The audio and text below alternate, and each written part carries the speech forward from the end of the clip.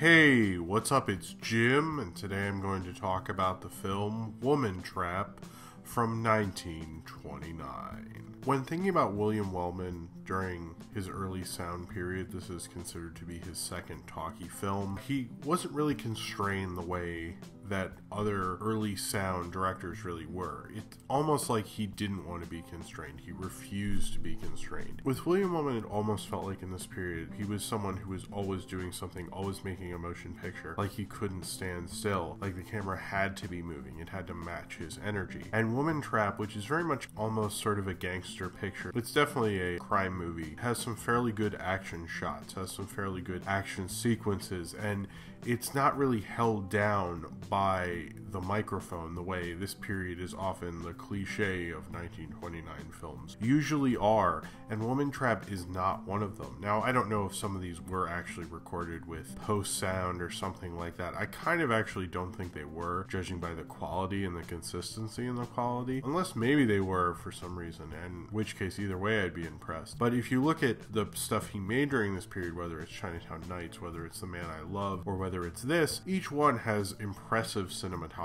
and during a period that did not normally have impressive cinematography. Two brothers, Dan Malone, played by Hal Scaley, and Ray Malone, played by Chester Morris. Dan is a detective who's kind of making his way through the police force, and he's kind of easygoing at first, and Ray is basically a criminal. And then one day, when Eddie, someone who Ray commits various crimes with, his father comes over to argue with Ray and that he's putting his son down a bad path, and then poison that I'm not sure was meant for Ray or not. I actually thought it was coffee because the copy I had wasn't that great. But it goes into their mother's eyes and she becomes blind, permanently blind. Dan very much blames himself. They both kind of blame themselves. Ray keeps going down the criminal path and eventually kills a police officer, and Dan becomes a more hardened police officer because of what he has to do, because he actually has to go after his younger brother, and things keep spiraling and getting worse and worse as these two brothers go into opposite directions and opposite extremes. You might be wondering, when I was talking about this film, why is this film called Woman Trap? Well, to be honest, I can't tell you, because there's kind of a love triangle with the character Kitty Evans, that's a cute name, who is Eddie Evans' sister, is having a love triangle sort of with the Malone brothers. Not really enough to like name a movie after it. This was actually based on an Edwin Burke play, or a playlet. I'm not sure what that means, but that's what it says in the New York Times review at the time, so I'm gonna go with it. And Brothers is probably like a better name for it. I actually wish it was called Brothers. I'm not sure whose decision that one was. Like, it just doesn't really fit. Maybe Evelyn Brent was a big star. I find it a little perplexing. It honestly should be called Brothers. But I like what Wellman really does with Woman Trap. It shows a director who's more ambitious than this period would probably let him, and he made a film that was much more impressively made than you really think for this period, and it makes for a fairly good action picture. There's certain action sequences, there's a place that explodes, and all the shots around that, you can tell like he's very much into them. The cinematography, which is by Henry W. Gerard, who also shot Wellman's other film around this year, The Man I Love, which is another early talkie that was very well shot. They worked very well together. Like, William Kothier is another DP that Wellman's known for, but this is a DP that I think is a little underappreciated, especially for the period. I'm not sure how they got as many great shots as they got. One of the shots that almost every review mentions, and the New York Times review, which is the only review I could find from 1929, is an action sequence where the brother Ray, played excellently by the way by Chester Morris, and this cop are fighting, and you can only see their feet because they're in an elevator, and the elevator stops like about like here, so you can only see their feet, and it actually lets it be a little more violent. And it's of course the typical Wellman trademark of hiding something in the frame, of having the action obscured or having an actor's face obscured. Wellman was really good at that, and I think this is probably one of the best examples of his trademark, because it basically makes the sequence look more epic and shows his showmanship as well, but it also shows how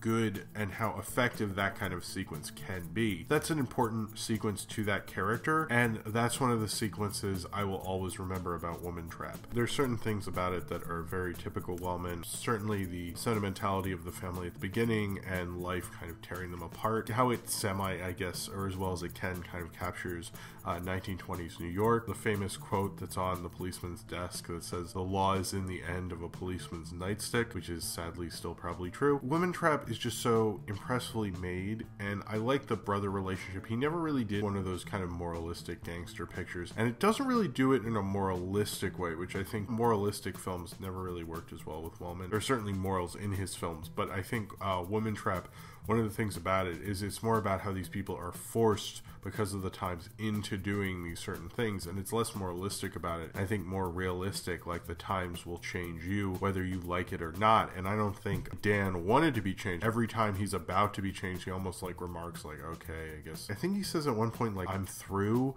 like he doesn't want to do this anymore, but he's kind of forced because of the position he has in life to do it. That's always very interesting. I'm curious if that's something Wellman thought about his directing career, although it seemed like he liked being a director, or maybe flying, or his early 2 marriages, which I got the impression he wasn't that into. He didn't write the film, certainly at this point. It's interesting how he did it earlier, because later I think it would be a little more developed, but this, it feels like they're very much pushed into these lifestyles. Wings, I guess, is probably the earliest example I can think of, or at least the earliest example that I can actually see. I like how propulsive this is. It's kind of one of the few early talkies that I can think of that really like shocked me in some of its action sequences. Some of the cutting is awkward, and some of the shot composition cut together is awkward, and then they'll have a really impressive shot. I'm noticing that in this and The Man I Love. The Man I Love simultaneously shot a silent film version and a sound version. This is like literally the same year, and I have no information about if a silent version was shot at the same time. It's so cut up in some places I almost want to believe it, but I have like no information about that. So as much as certain things work, it's still unfortunately awkwardly made. William Wellman like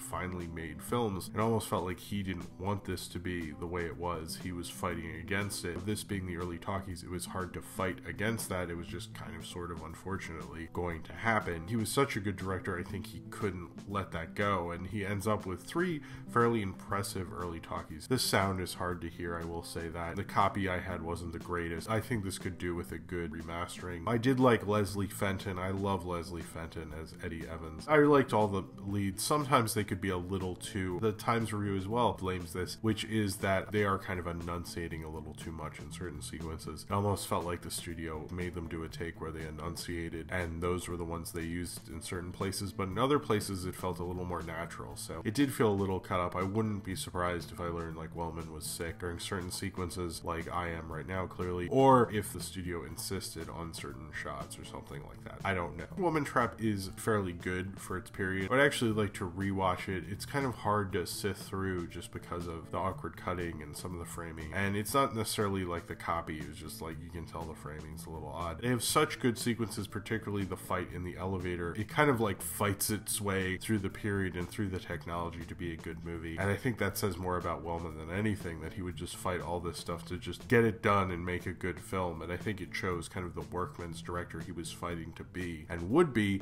in the 30s, but this is him kind of going through a very infamous growing pain period for the movies themselves, and he's kind of fighting through because he's having the growing pains of having to deal with it. But he turns out a fairly good action crime picture. So if you have seen Woman Trap and you would like to talk about it, then comment below in the comments and subscribe if you would like to.